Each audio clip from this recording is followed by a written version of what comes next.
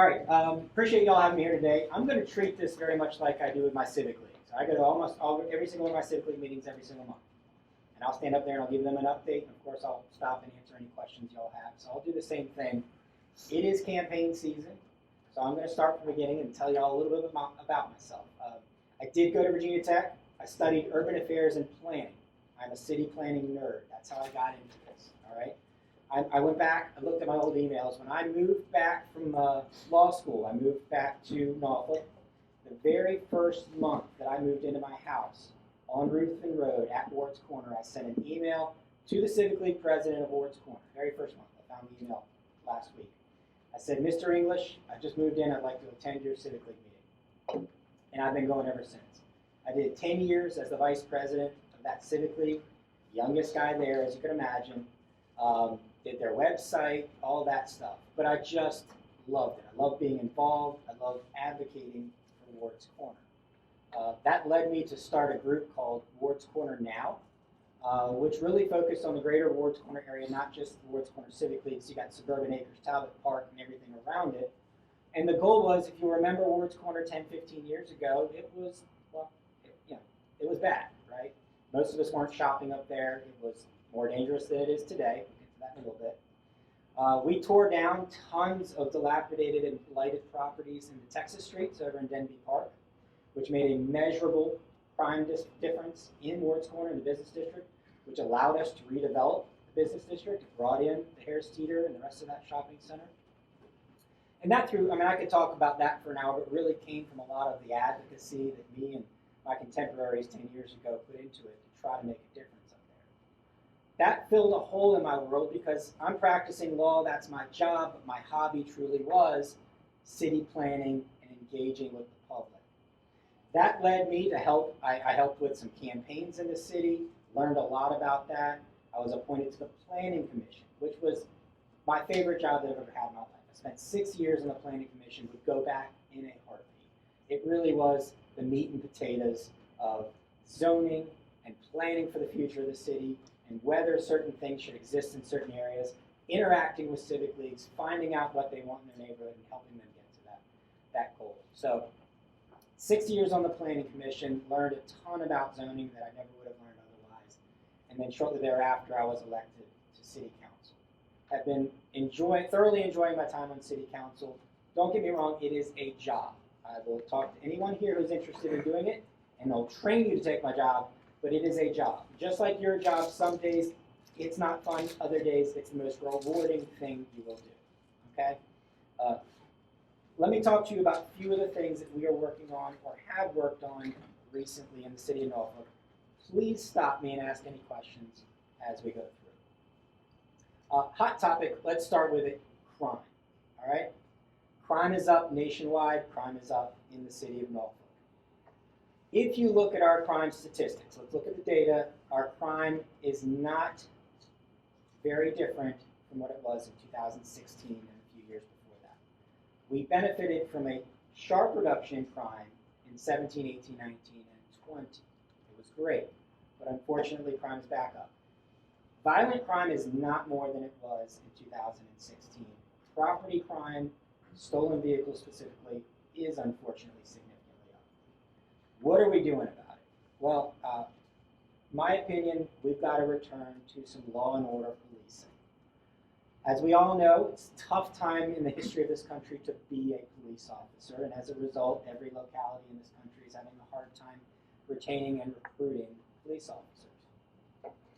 We as a city have thrown buckets of money at police officers, new benefits. As recently last night, we voted on a $750,000 package to provide additional benefits to police officers. It's working. We are hiring more police officers. There are more police officers in our police academy right now than there have been in years. Is that going to turn the tide and bring our police numbers up to where they need to be quickly? No. It'll probably take at least a year until we see significant changes in the number of police officers in our department. In the meantime, we have an interim police chief Goldsmith, who, if y'all haven't had here recently, is phenomenal. Will be a great speaker to tell you what we're doing. But he is doing a great job of preparing our police department to come up with a new culture. They really need a new culture, and because it just hasn't been wonderful in the past. They've been. You can come downtown and see the police officers. They're worn out, they're tired, and they're disrespected by the populace on any given Friday and Saturday night. It's a tough job. We've got to change the culture both within the police department and outside of it. Those of us who are in this room, if you see a police officer, take the time to thank them for what they're doing. Let them know that we appreciate them. It makes a huge difference. And we do. I mean, we all do. When something happens, they're the people we're going to call. They're the people we're going to respond. We need to let them know that they're appreciated. So we are paying police officers more. It is making a difference. We've got more police officers coming. That is the crux of it. Now, post-COVID, unfortunately, some people in this country have just lost their mind. They have no respect for the law, and they simply do not care about potential repercussions. That just means that police are going to have to arrest more people, and our Commonwealth Attorney is going to have to prosecute more people, and our sheriff is going to have to lock more people up. That is my opinion. Okay? And we're well on our way to making that happen. The police are on board. They're out there, and they are enforcing the law. Thank you, Mr. Commonwealth Attorney, for prosecuting. Any questions about the police department? New chief, we'll have a new chief probably sometime this fall. We've hired a headhunting company. He's going to go find a bunch of candidates, present those candidates to the city manager.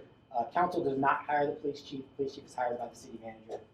City manager hopes to have someone hired by October. Any questions about police or crime in the city? Is Goldsmith a candidate? Oh, Goldsmith is not a candidate because Goldsmith does not want to be a candidate.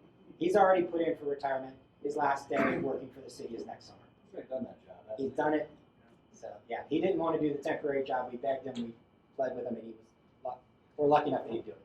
Versus a headhunter, is anyone given thought? I guess it would be the manager's job to go out and find who the best chief is within 100, 300 miles of here and try to steal him? That'll be a part of the headhunter's job, definitely. It gives you some insulation by using a headhunter rather than just using the city manager. It also broadens the circle a little bit as well. There are some candidates that I can tell you that I can think of in the region that will be considered. I don't think that I'm aware of any candidates within our police department that will be considered. That's just my knowledge. Yes, sir. What is up with these dirt bikes and four-wheelers that are just tearing up the streets? Good question. Good question. Again, thank you to the Commonwealth's attorney. He's agreed to help prosecute them when we do catch them. Here's the problem. The police have a lot of rules of engagement, which makes a lot of sense. And one of them is when they're allowed to and should pursue somebody. And if you committed a felony, and Commonwealth Attorney, you're going to know a whole lot more about this than I will, so please speak up. If you committed a felony and they've witnessed it or have good reason to believe you have, they're allowed to pursue you. But their supervisor can call them off, or they can decide to back off if it becomes clear that it's unsafe to continue to pursue them. Because you don't want people being killed in the pursuit. Things like riding a dirt bike on the roads are illegal. It is not a felony, and so therefore the rules of engagement say they should not pursue. This is the exact rules of engagement that Chesapeake and Virginia Beach follow as well. I've talked to their police officers. It's the same thing. To them and to us, the experts say it's not worth the risk of potentially hitting someone and killing someone following someone who's riding a dirt bike on the roadway. Now, we're getting ready to amend those rules slightly to essentially say if the dirt bikes are riding recklessly, running red lights, I've seen them standing on the seats driving down Colley Avenue. You've probably seen it as well. That will allow the police then to decide, hey, you know what, they are putting themselves and other people in harm by driving that way. Now they are allowed to pursue them, so long as it doesn't get to a point where it's dangerous to continue to do so. It is a culture. My understanding is it started significantly in Baltimore. We are also working on a ordinance that will allow the Commonwealth's attorney to impound and destroy the dirt bikes, which they've been doing in New York City with great fanfare, where they will line them up and run a bulldozer over top of them and video it and put it on social media as a bit of a deterrent. So thank you again to the Commonwealth's attorney who's working with us on that ordinance that we're hopefully going to be passing in the next month or so that we do catch these guys. We are not just going to impound them and resell them, we're going to impound them and destroy them. This is great news. So now when someone asks me or it comes up in conversation, I can actually say, actually, there's a plan in place. And it's not just here, this is New York, Maryland, thank you for that. And it's happening everywhere, and everyone's grappling with it. I mean, I talked to a Chesapeake police officer who I happen to represent in my law firm 2 weeks ago, and they're dealing with the same exact thing over there. It's like they don't know what to do about it. Same rules. They can't chase them. They don't want to chase them because it's unsafe. But every citizen, just like me and y'all, it's annoying. It's unsafe. It's lawlessness. But yes, we're doing what we feel, what we can within the bounds of safety to try to stop. We've caught some. We have charged some. We're going to continue to do some. Any other thoughts on crime or the police? Yes, sir. I only have about 6 more questions. Hit me. My second one is, I read an article recently, and when you read these articles, they're coming from sources you've never heard of before. You know, it's not Babylon B, but it was The Guardian or something like that. But there was an article out, and I think one of the TV stations, if not 2 or 3 of them, picked up that Norfolk was ranked 3rd in a list of cities in America with a per capita murder rate. 3rd in the area behind Virginia Beach, behind Chesapeake. Then it was Norfolk. I didn't even see Portsmouth listed. If that is accurate, somebody in the city needs to blow it up and let everybody hear it, because are you familiar with it? I'm not familiar with the I'll numbers. send it No. to you. Send it If to it's me. true, we need to milk it for all it's worth, because that's wonderful news. I'm sorry there are any murders. Do you know if it's true? Not I'll send it to you. It's not true. Did you see the article? No, but I can tell you that we have one of It the. was like for 2021. If it's not true, if it is true, we need to milk it to death. If it's not true, I live in Freemason. We've got neighbors that we are told are thinking about leaving Norfolk because of Granby Street, which is excuse me, ladies and gentlemen, is nothing but 100% shithole from one end to the other. It's horrible. I'll get to that. We went to see a singer at Chrysler Hall 3 weeks ago. We wouldn't walk from College Place to Chrysler Hall. But this is a couple that's got young kids, well known in the community, probably an over $2 million house. And I don't know that they're going to sell it. They'll probably just buy another one and hold on to it. But that's alarming when somebody, our tax basis down here per square foot's got to be the highest in the city with the condos and all. And it's just, we're all petrified. I don't blame you. I think I know who you're talking about. I think I've talked to him. But What did they say? I tried to talk him out of it. I said, look, we're going to do something about it. And I'll talk to you about that in a second, about what we're going to do about downtown. But with regard, what was I going to say? What did you start off the comment with? I started off with the murder rate. The murder rate. The murder rate. You're Okay, let's go back to that. Look, Virginia Beach, Chesapeake, their murder rates are up significantly as well. Everyone knows that. It is not an isolated problem in Norfolk. I'm probably turning out to be happy about this. A lot of the murders, a significant number of the murders in Norfolk are coming from feuds between Portsmouth gangs and Norfolk gangs. And that's, it's not just, hey, a Norfolk problem. It is a regional problem. And there are regional partners, federal partners that are all working on this. When you say it's between all your parts, does that mean they're targeted, or is they not out looking for all of us? It's not random, or it is?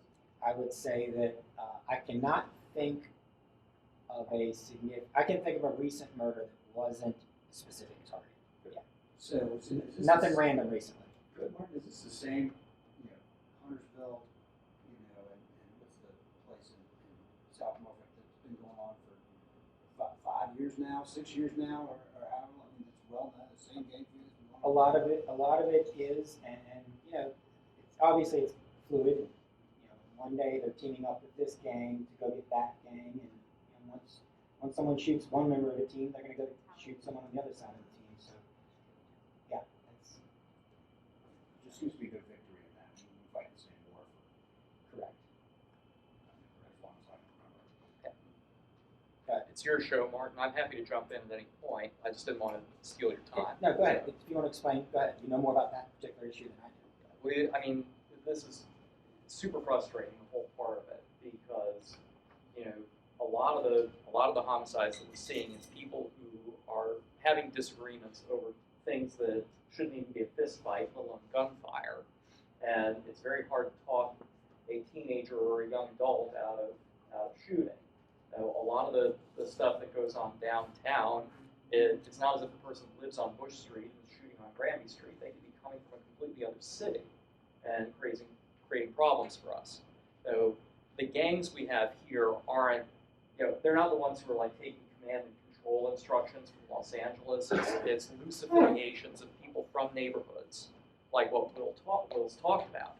And, it's who gives whom the finger on social media. And, in my office, the whole point of being geographically oriented in my office was to try and target those people. I've got a prosecutor in the U.S. Attorney's Office. There was a meeting last week, non-public, where it was probably 36 law enforcement officers from various agencies and my prosecutor coordinating this Norfolk Portsmouth gang feud to try and put federal and state resources into it. But I got to tell you, one of the basic problems that we're having is that, there was a recent homicide, that I was out on scene for. Everybody knew what happened. They knew what happened. And when the police said, "Could you please tell us what's going on?" they cussed out the police officers, cussed them out, said terrible things, and then refused to give us the information. So the council is doing a really good job of bringing in the violence interrupters. They're doing a very good job with kind of partnering with Centera. I'm working with the police chief and the sheriff. We have a different program to call in the high-risk offenders / victims that we're going to be doing in the next month. But like Will said, there's no switch that we can flip to make people stop doing it. It's, I'll put all of them in prison when I can, but cops can't arrest the people that they can't identify, and I can't prosecute them if the cops can't arrest them. Thank you. Downtown crime. Let me switch gears a little bit. All right. About a month and a half ago, I took an opportunity with Councilwoman Doyle and walked downtown Norfolk on a Friday night from about 10, 11 o'clock until about 1:30 in the morning. And as someone who 10 years ago enjoyed downtown Norfolk a lot, too much, right? It's a totally different scene, okay? It used to be young urban professionals staying after work, drinking too much, partying, whatnot. If there was a disagreement, there was a fist fight, there was not a shooting. It's an entirely different scene. What I'll tell you is there are no young urban professionals staying on a Friday or Saturday night to hang out in downtown Norfolk anymore. In fact, I know very well of a business in downtown Norfolk on Granby Street that it is a fireable offense for their employees to stay downtown on a Friday or Saturday night after 6 o'clock. If they want to work, they got to go home and work from home. That's how unsafe it is. If you haven't been down here, it's hard to even describe the feeling of unsafety that you feel when you walk on Granby Street late on a Friday or Saturday night. And so, the night that I walked down there, Courtney and I witnessed a shooting victim. This was a young sailor, lives in Portsmouth, was there with his girlfriend. They were in their car. The car got shot up. He pulled over by Nauticus and was sitting on the sidewalk with the police while they're investigating. And let me tell you, that young sailor who was just trying to come downtown and have a good time, and his girlfriend are never coming back to downtown Norfolk. Horrific scene for us to come across and speak to them about. So we're making significant decisions, important decisions, somewhat unpopular in some circles. As of today, we are closing down one of the restaurants that is supposed to be operating as a restaurant, but is actually operating as a nightclub. It's called Culture. It's up in the Neon District. That will be the first of many that will be shut down over the next few months. Yes, sir. I've been downtown Norfolk. This is kind of news to me. I haven't witnessed the aggression. I have seen the headlines, so I'm aware that it exists. I did not have the same feeling of unsafety. I'm wondering if I'm just blind or immune. Should I not be coming down here right now? Anything north of Tazewell Street up to the Neon District, I would caution you from hanging out late on a Friday or Saturday night. Okay. If you're in the area of Hell's Kitchen, the main, Waterside, perfectly fine. Okay. That area, you're fine. Anything north of Didn't you Tazewell, just have a shootout at the old Heritage Banker 3 doors down? we did. That's a place called Legacy, and You gotta be on the list. you can imagine, right? Listen to their ads. It certainly seems to be functioning as a nightclub to me. And I've had calls from owners of establishments that have been there for decades who are being targeted. And I've been very frank with them. I said, look, there's nothing I can do to help you. And what I said is, look, if you want to try to save yourself, you've got to run the type of business that I can come downtown on a Friday or Saturday night at 10 o'clock, stand in the middle of Granby Street, take a picture, and put you on a brochure or on a website, and use that as a reason to convince people, family of four, to come to Norfolk and visit, stay in a hotel, and enjoy the city. If you're not something that we can advertise to bring people here and spend money, you're a part of the problem, and we're going to be coming to shut you down. I've been very upfront and frank with them, and that's just something that has to be done. Thank you for doing something about that. So it is, look, unfortunately, it is an African-American crowd, and we are being called racists. It's the world we live in, but that's the job. And they're killing. We've got businesses who are not renewing their leases because of this. We've got residents who are not renewing their leases because of the activities that are happening. It is bad behavior that is the problem. It really is. And then you've got establishment owners who are just making money off the cash of selling booze. They're not restaurants. They're just selling booze until late at the night, making money off of the bad behavior. Any questions about any of that? Do you think that's an existential problem? I mean, it's a problem happening across the country. Do I have an answer to it? I mean, it goes along with the crime. If you talk to people who work in our schools, the same bad behavior that's occurring around our city is happening in the schools with a segment of the population that is parentless and didn't have any structure during COVID. So, I mean, I don't have an answer to that, but What I mean is, when the city renovated downtown, let's call it that, redeveloped downtown, in the early '80s, and it was a transformational thing to a large degree, and has driven the tax base in the city to a large degree for the last almost 4 decades now. The city of Norfolk doesn't operate very well if the downtown tax base goes away. Correct. I mean, when I say is an existential problem, are we at that level where we're going to see an empty Granby Street in the near future? only intentionally for a short period of time. So yes, if you didn't hear, will we see an empty Granby Street? Intentionally for a very short period of time, I think we have to. But and I'll talk about some more of this. We're gonna constantly reinvent and invest in downtown in new and different ways to continue to bring people downtown and make sure they feel safe. Robin, we were at Talbot Park Civically a few months ago talking with a group of people about how they don't feel safe going to 456 and Leone's like they used to. We've got to fix that, and we'll fix that in short order. Because we've got establishments like those restaurants who've invested in our city and worked very hard and deserve to be able to have people come down and eat. Yes, sir. Can I ask a question? It's a little bit different direction. I was approached by a downtown legitimate restaurant, I'm going to pick on them, Granby Street Pizza. Yep. And they have shared that the city has come down really hard on them in parking, and other legitimate businesses down there are really struggling with the city coming down really hard on their work vehicles and legitimate businesses trying to operate and park on Granby Street. A lot of frustration from what I'm hearing underneath the scene from these businesses, and they asked me who I could talk to, and so here's my opportunity. What do you have to say about a legitimate restaurant that's not serving booze to a culture that we don't want downtown, but struggling because of the efforts of the city? So, two sides to that. Talk about parking for people who are driving cars downtown, and we'll talk about their delivery vehicles, which I think is their big complaint. Each parking spot on Granby Street in downtown Norfolk, just through the money you put in the meter, makes about $250,000 per year in income for the city. If you think about the parklets they put in, that's how expensive those parklets are and the loss of income. So it's very hard for us not to enforce people parking on Granby Street and not paying, putting money in the meters. What I truly believe their biggest complaint is they've got those little delivery vehicles that they drive around and try to deliver food at lunchtime, and they park them, let me say, illegally, to run up and deliver food, and the meter maid will catch them once in a while and give them a ticket. Whether we should try to accommodate them in some way or not is the policy question, okay? And that's something that we can have, that's a conversation we can have with them to try to figure that out. So, I would hope that that would come up in conversation, because I think we want to accommodate our lawful businesses. right, I agree. Yes. So I want to talk more yesterday about parking downtown. So I bought one of the brand new units in River Park. Used to have VIP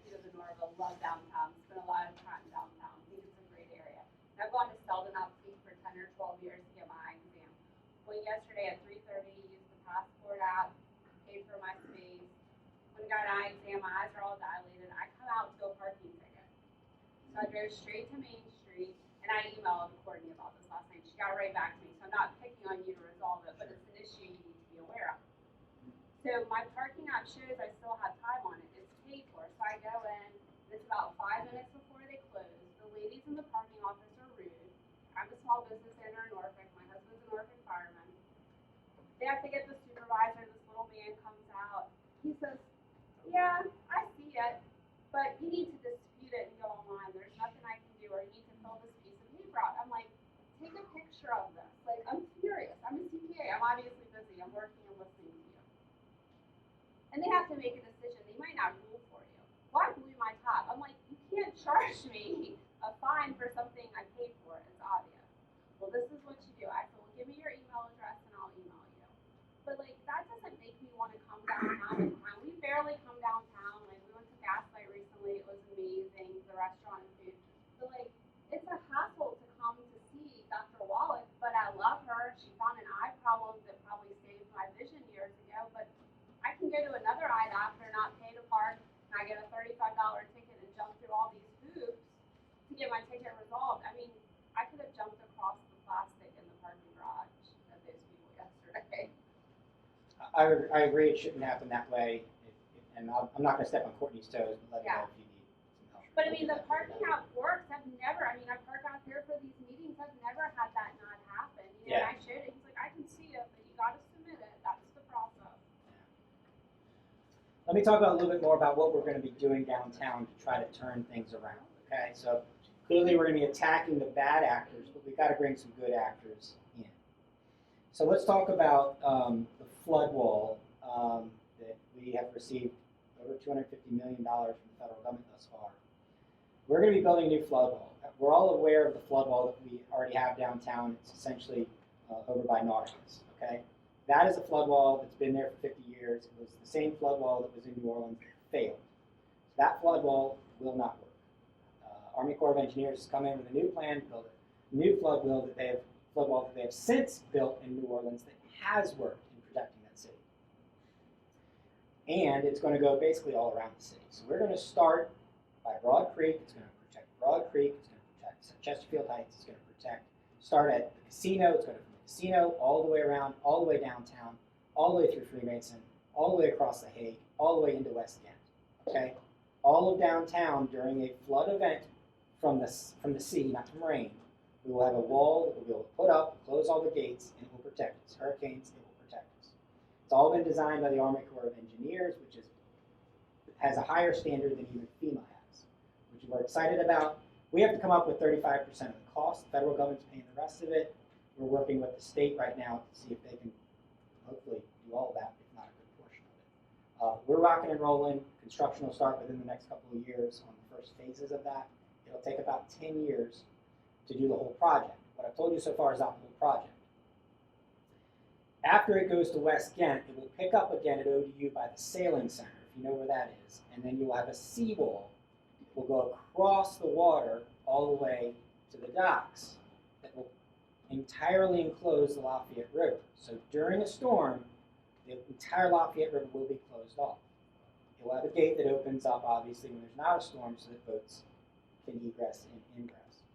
That will protect about 2/3 of the city, if you think about it, because every neighborhood along the Lafayette River, whether it's north or south of the river, you're talking about Lockhaven, Larchmont, Colonial Place, everything, will then no longer flood during a category of any sort of hurricane or northeaster when we can close those gates. That's not the entirety of the project either. Then you jump over to Pretty Lake. We will build a gate across Pretty Lake, which will protect the entire watershed up there in Ocean View. Altogether, it's about, in today's dollars, $1.7 billion worth of infrastructure. Army Corps of Engineers says this money's coming, so long as we start building and don't stop building, they will keep sending the money. We've just got to we've got to keep building and kind of come up with a 35% match. We don't have a choice. This is the only way to protect our city from the future, from the water coming up. So we're rocking and rolling with it. As a part of this, how does this have anything to do with downtown? That's where I started this. As a part of this, We get to come up with creative ways of working the wall into the infrastructure that exists. This is another talk. We have some from staff come talk to you about. It's a phenomenal speech. But anyways, think about waterside. If you put a wall up in front of waterside, it's no longer waterside. If you're sitting at waterside, you can't see the water. We're going to integrate the wall with the waterside building itself. And then during storms, you just bring out slots and slot them in to close it off. Over by the Town Point Park, the original plan was to essentially build a wall between Waterside Drive and the park. So if you're driving down Waterside Drive, around the curve of the World Trade Center, you would no longer be able to see the park. You're no longer able to see the water. Mayor says, rather than do that, close Waterside Drive permanently when it turns at the World Trade Center. Expand the park all the way up to the base of the World Trade Center, and let's build a outdoor music venue with a much larger park there, so we can encourage more people to come downtown and use the park. And this is how this dovetails into new and exciting things for downtown. So we're working on a plan for that right now. Now, what does that do to traffic? Most of our traffic people say that will add significant burden on some of the other streets in downtown. Which brings us to the mall, right over here. Everyone knows malls cross country are dying, right? This mall is not coming back. I know I've got a lot of people who come to me and say they wish they could still go to my mall and go shopping. Why can't you bring Nordstrom back? I think we're all mentally at the point where we know it's not happening, okay? So we've got to look forward. Forward is we've got to redevelop this mall in some meaningful way. Many of the urban design consultants that we have on staff and on contract say that's the opportunity to add to the street grid of downtown to relieve the traffic stress from closing down a portion of Waterside Drive. What you end up doing is you end up creating a downtown neighborhood rather than a waterside thoroughfare for people who want to get from the interstate to Ghent. You've got to train them to no longer use downtown as the thoroughfare to get there, train them to use Brambleton Avenue to get there, which is the more natural way to go if you truly think about it. Any questions about any of that so far? I'll talk a little bit more about the mall. We don't have any sort of timeline right now. The mall is wrapped up in a bank loan that is combined with about 3 or 4 other failing malls.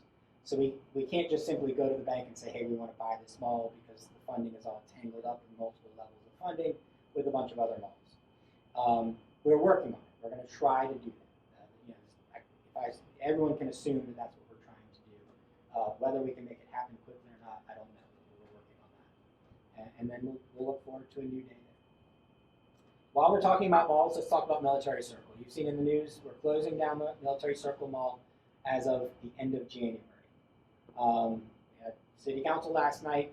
We had a bunch of the tenants there very upset with us. They're all on 30-day leases, but for some reason they think that we owe them to continue to let them exist. The mall right now is losing $1.2 million per year in operations. That's taxpayer money, which is why the EDA made the decision to close the mall. Closing the mall, tearing it down, will get rid of that $1.2 million loss to the citizens, to the taxpayers. So it's just a business decision that we have to make. We are not ready to start redeveloping. We as a city have not made a decision on what should or can go there. You've all, if you paid attention to the news, have seen that we've had 3 significant proposals, 2 with arenas, 1 with an outdoor auditorium. No decision has been made, and if you ask me, we probably won't go on any of the 3 decisions in the long term. We're just trying to figure out what the best use for that property is going to be. We did a study 6-7 years ago called Vision 2100, the future of Norfolk 100 years from now. And what we realized is that Military Circle is one of the highest areas in the city. It will be the area that exists in 100 years, no matter how high the waters come. And so we have to make sure that whatever we build there is a good, solid tax base that will help this city exist when maybe other parts don't in 100 years. So we have to be very intentional about what we build there. Any questions about any of that? Is there any involvement, risk and reward side of it from Chesapeake or Virginia Beach in any of the discussions of military service since it's so close geographically to those others? Very little.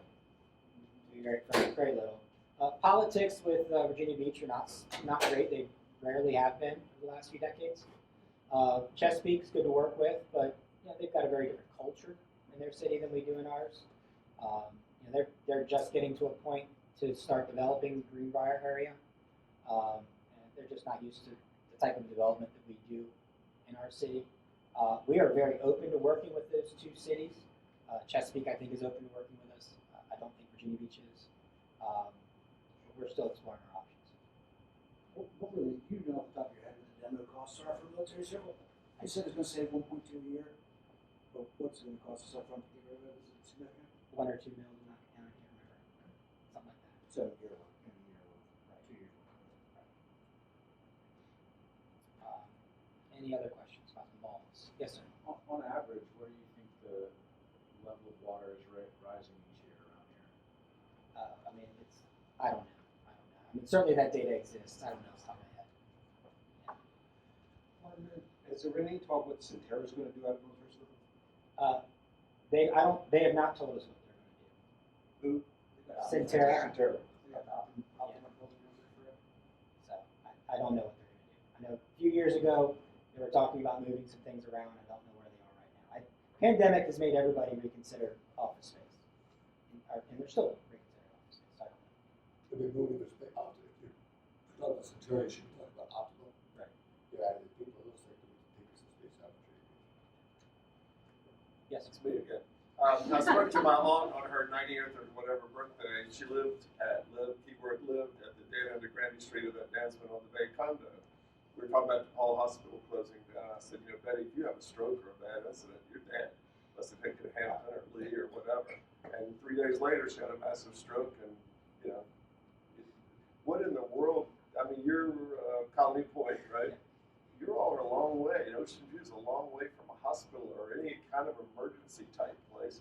And then my thought too, because we lived in Talbot Park for a long time, at least we were on this side of the railroad tracks for the hospital, but you get stuck by the railroad tracks coming from the north side. Is there any hope at the end of the rainbow for something for those people at that end of the town? It's funny because I've beaten Carrie up on this a lot. Oh, I forgot. Good work. What's personal? Yeah. It's not personal.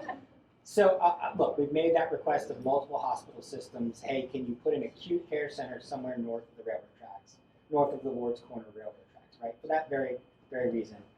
The responses we've gotten back thus far is that the market doesn't exist to justify it. What has the city done? When DePaul made the decision to shut down, the city did put more positions in, hire more people for EMS.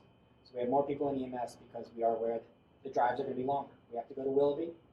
It's going to take more time to get them to their destinations. So we're going to have less ambulance and EMS people out there to be able to get people around. So we did hire more people back. There's like 2 more ambulances, 5, and they're trying to push firemen to become ALS, which is paramedic. So that's what we're doing for now.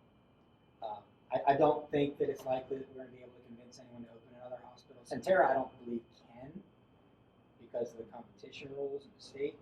We'd have to get another hospital system to do it. And the ones we've talked to hasn't shown any interest. That's going away, I think. We've been told it's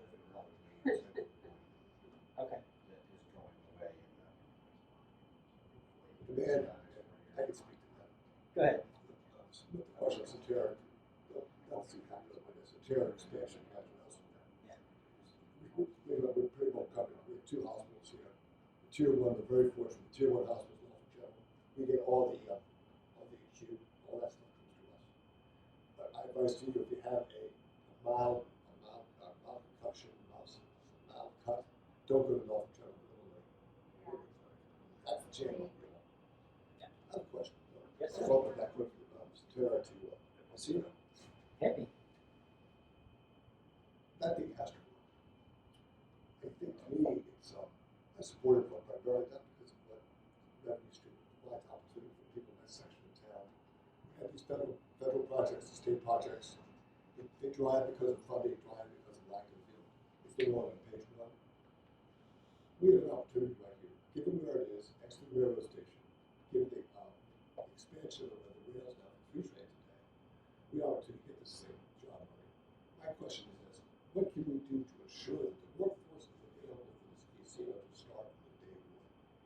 Okay, question is, what can we do to ensure that the workforce exists and is ready for the casino on day one? You didn't hear that. I guarantee you, 7th, 8th day in there, so the workforce is not ready. We want to be better than every other city. We're going to compete against them. Portsmouth, Danville, and the Western Province there. We will be. All right, so let me give you an overall update on the casino and where we are. Casino folks came into the city and they sold us on a casino before the referendum. They said, hey, if you vote on this, this is what we'll do. And a part of the casino was a 300-room hotel. And part of the sell was, hey, we're only building a 300-room hotel, so we're going to be using your downtown hotels for our overflow. At that point, they knew they needed more than 300 rooms. And so that was attractive for the city, attractive for downtown, and everybody got on board. Through COVID and this last year, we've realized that we are significantly under-hoteled in the city. There are no excess hotel rooms in downtown Norfolk. On any given weekend, you're going to have a hard time finding open hotel rooms. And so the casino came back to us about a month or so ago and said, hey, look, we know we sold you on this, that we would be using your downtown hotels. We've got a real problem. We're not going to be able to have a place for all of our visitors to stay because we don't have enough hotel rooms in what we're planning to build and in downtown Norfolk. So what has happened, and the reason you haven't seen anything happen is over the last month and a half, they've scrapped their design entirely so they can build a 500-room hotel. They're designing an entirely different project now. And they're moving the hotel, likely, we haven't seen design yet, but we've talked about the design of the hotel being essentially in the left field of Harbor Park. So if you think of where the picnic area used to be, haven't seen that, that would now be a medium-rise hotel with views of Harbor Park attached to the casino. They're still designing it. Architects have not even shown us a design yet, so don't hold me to anything other than that very broad description. But point being, the project keeps getting bigger and bigger, which is why it's being redesigned. It's a great thing. It's a great thing. To your point, it's got to work. And so, yes, the good news is right now, the market to try to find employees, as everyone in this room knows, is very tough, if not impossible. But the fact that we haven't started construction yet, it'll be at least 18 months worth of construction, hoping that picture changes, and we will have, of course, plenty of time to do job fairs, job training, and things like that to prepare to open it up. Any questions about the casino? Yes? I have a question, and we will support this casino, just personally.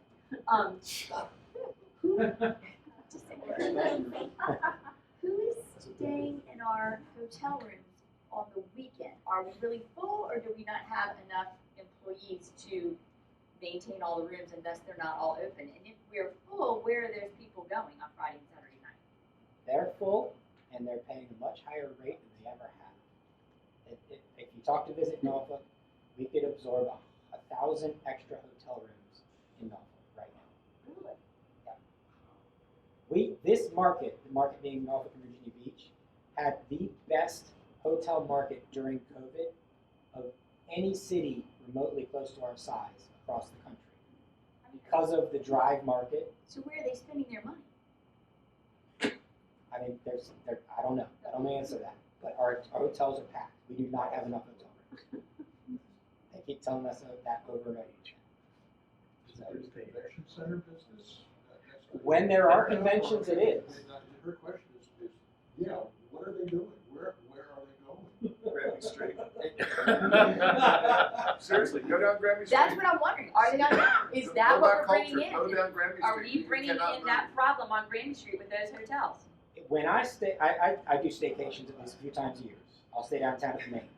I'm not seeing that crowd at the Main. I'm not seeing that crowd at the Marriott or the Sheraton. So I don't think so. I'm seeing different crowds. I'm seeing weddings, multiple weddings going on. People visiting from out of town is generally the people I talk to when I run to people over there.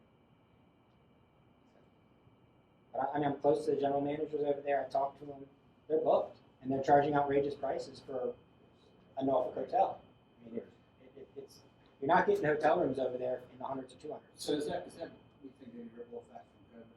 You know, just people are still kind of demand from COVID. I think people still aren't traveling overseas as much as they were pre-COVID, and so we still have a very hot market. Virginia Beach and Norfolk are still doing very well. But during COVID, I'm telling you, we had places like Nashville and Raleigh calling us saying, "How are you doing this?" in the middle of COVID, because everyone was dying. Our hotels were just packed. So, yeah. Downtown. One more thing for downtown. I'm going to jump around a little bit. How am I doing on time? I'm good? Yeah, Okay. we're good as long as you're good. All right. Downtown. If anyone attended the Patriotic Festival, did phenomenally well downtown, made millions for the city in taxes and ticket sales and all that jazz. Super exciting. We're trying to expand that going forward in the future.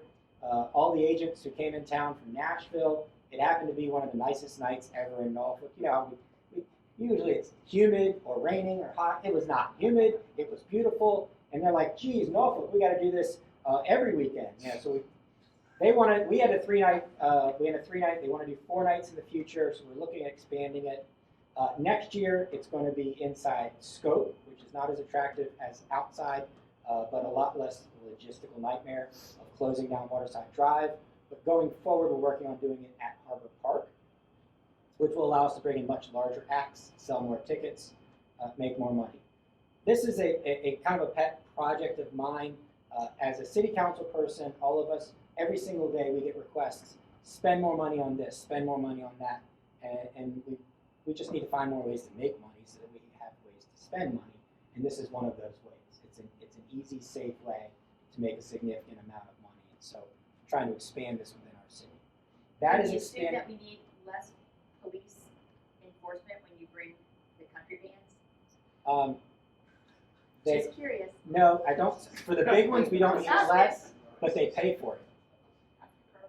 So right now, taxpayers are paying for the police to monitor Granby Street.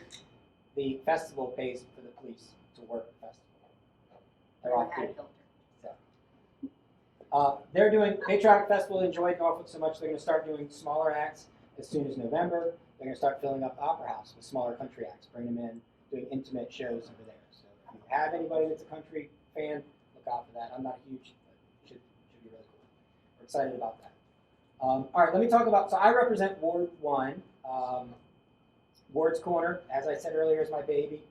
We're in deep negotiations to bring a Target to Ward's Corner. It would be located where the old Kroger and the Workforce Development Center was, or if you go further back where the old HQ was. Correct, not where the Farm Fresh was. We're getting very close. They're negotiating back and forth. Hopefully have some sort of announcement within the next few months. We shall see. With regard to the old Farm Fresh, as everyone asks, that is owned by a REIT out of Canada, and Kroger, which took over the old Farm Fresh lease there, is still paying on that lease.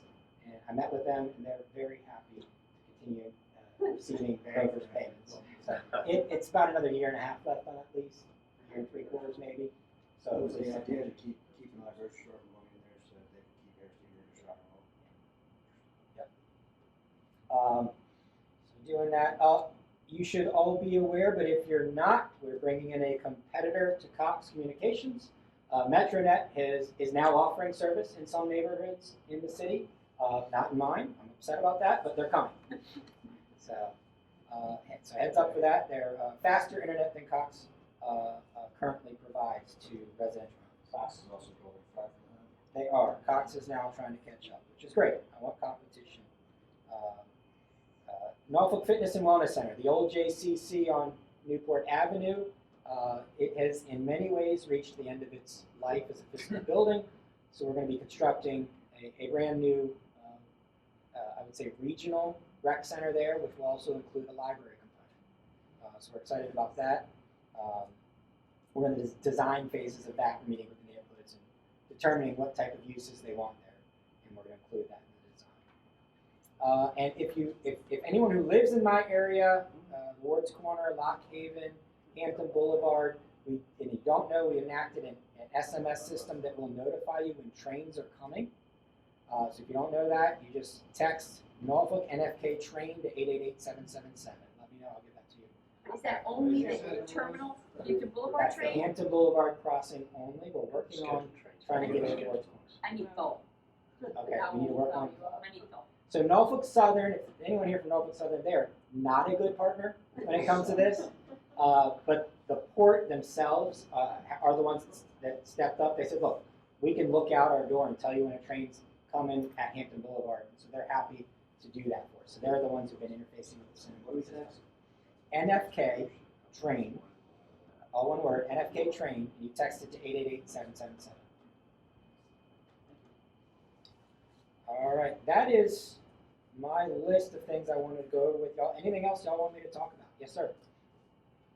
As crime dies down with all the initiatives you're having, when you go to the shore drive area of Virginia Beach, there's lots of places to park boats because they back up. Has there been any discussion about perhaps encouraging boat traffic to visit the dining downtown area? So, yeah, we got rid of the boat tax 2-3 years ago. That unfortunately hasn't moved the needle much in our marinas. We opened up, the city opened up a restaurant at Nauticus where you can pull your boat up and eat. Check that out if you haven't. That's accessible. We're not right now currently looking at expanding the docks outside of Waterside. That's significantly going to get changed when the flood wall comes in. So it doesn't make much sense to invest a bunch of money out there right now. Post the new flood wall, possibly. The marina out at Willoughby is on the market. It is decrepit, to say the least. Hopefully someone will come in and do some significant investment. We don't have any marinas in the northern half of the city that the city owns. It's all private ownership. So we're hoping that some new owners will come How about in. that whole pagoda area right there? Is that off limits for parking? I mean, I've parked there. I've never been hassled, but. So I don't represent that portion of the city. Maybe Leonard, you could speak to it. But my understanding is there's people that live over there I that think not for want certain them. events they allow boats to park there, but it's very heavily policed. And the people that live at Pier Point they want to shut the pagoda down because of the bands, even though the pagoda was there first. So I think it's a tough act to get in. I think if you came in and tied up for the day, but Admiral Cabot only had that. It's the neighbors would not. I'll leave my number there. Hopefully they'll call me before they tell me. I would imagine. They just cut you loose.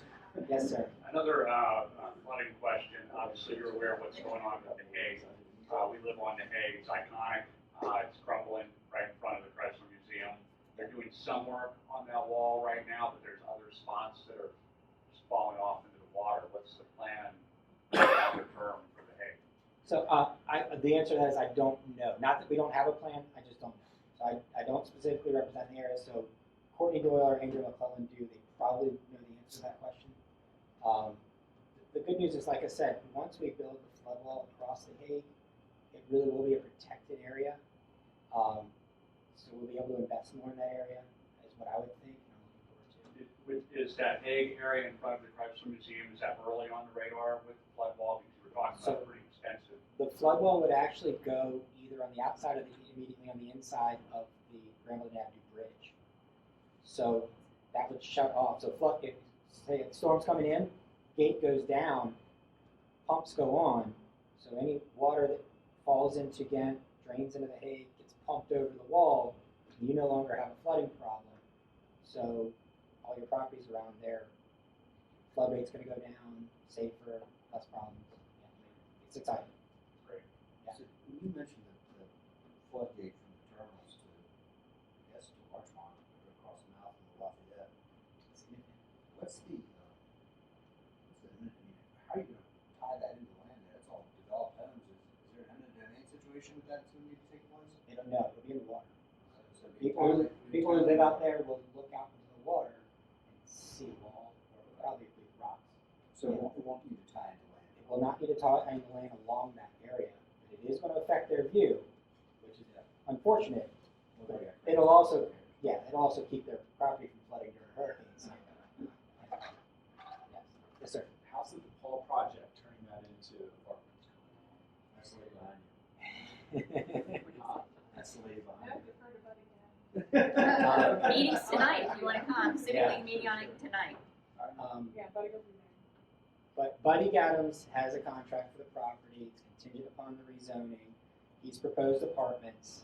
I have not seen the design. I've told him to go meet with the civic leagues. The civic leagues buy in on it, and that's great. So I'm going to wait and see how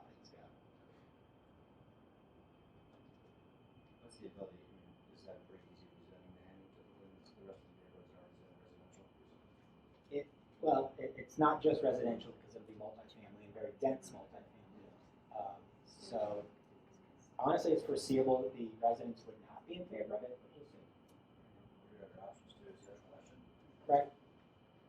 Martin, with all these seawall stuff, I was over in Amsterdam this year for the first time in 25 years, and they've got all kinds of seawalls and levees and all that kind of stuff, and just zero concern of any flood issue, and it just looks like a historical success, and they talk about it and all that kind of stuff. Are we talking international when we're talking about our plan for beauty and how we do it and the engineering of it and stuff like that, or are we just talking kind of in America about it? Look, this started with the Dutch dialogues that we've had here.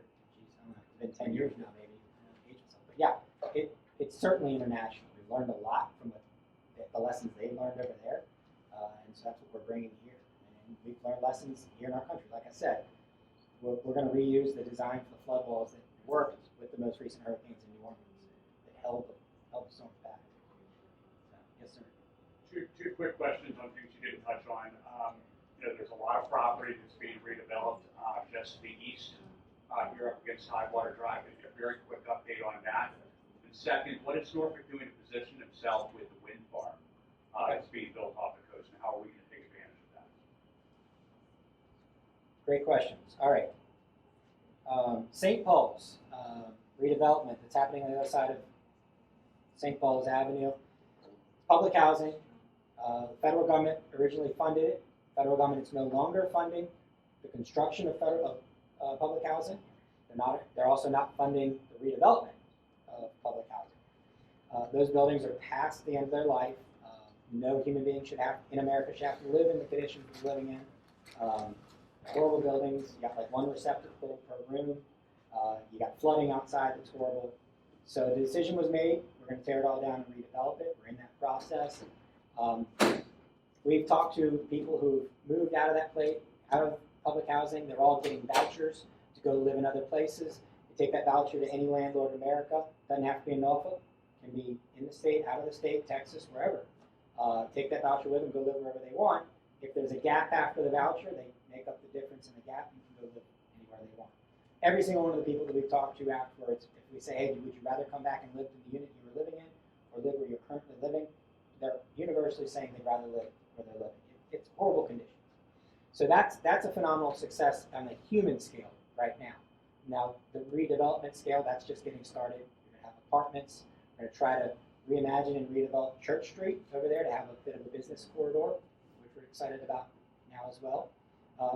Less retail now than we had 10 years ago, so that scene's changed a little bit, but we're still going to try to aim to have some retail and some active spaces in the first floor. That, I think, if you ask me the most important thing that this city is doing for the humans, for the future, the next generation, getting rid of the concentrated poverty in our housing is the most important thing that I have done as a council member on city council, because the statistics will show there's a 100% chance that every single one of those children under the age of 12 will have a better life, will have a better job, will make more money than if they had stayed in that public housing. 100% chance. So, and that's the future generation of the city. We're going to have less poverty in the city, which means less money that we have to spend on poverty, which means a healthier city financially. I mean, it's just the easiest, lowest hanging fruit. Yes, Ramit, please. And that, by the way, is the number one, absolutely not even close, number one crime solving and crime prevention initiative in the city. It doesn't solve tomorrow's murder, but the reason that Richmond and Norfolk run the murders they run is concentrated poverty. So that is, Martin and everybody on council really deserve our thanks. That's what's going to make the long-term difference. Second question was wind farm. There's a large piece of property that was Norfolk Southern rail yard over behind Chelsea that is being redeveloped to be used for wind farm companies and everything else. I don't know the details of what those companies are going to be doing over there, but yeah, it's a huge piece of property that's going to be all wind farm related. All right, guys, maybe one more time. To tap onto that, if I may again, that They need to build a wall between Chelsea and Westgate, right behind those things that face Redgate. They're adding, I think, 500 new jobs to start without any additional parking. All those people that work at MHI and the vendors that they're already parking over on Westover and Graydon and getting into the neighborhood, and with that comes crime and lots of other problems. Have you heard of any solutions for any of that parking problem? Not specifically, but again, I'm not included in a lot of those conversations because I don't represent that area. I can talk to Courtney or Andrea and see if they've been discussing. Again, I'm not saying there haven't been discussions. I wouldn't be immediately aware of them. You could represent that area if you ran for mayor, which I know a lot of people have encouraged you to do. Is that completely out of the question down the road? I'll go buy a lottery ticket. Well, dude, maybe we ought to all chip in for one for you. Never say never. Yeah, that'd be great. Thank y'all. Thank you.